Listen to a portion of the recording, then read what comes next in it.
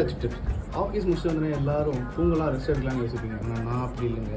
Snacks வாங்கி சாப்பிட்லாம் தான் யோசிப்பேன். வாங்க போய் ஸ்நாக்ஸ் வாங்கலாம். ஏதாவது ஒரு ஸ்நாக்ஸ் வாங்க.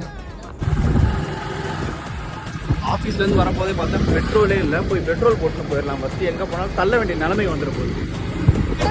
சமோசா கச்சோடி எவ்வளோ? 15. 2 சமோசா கச்சோடி, 2 மசாலா.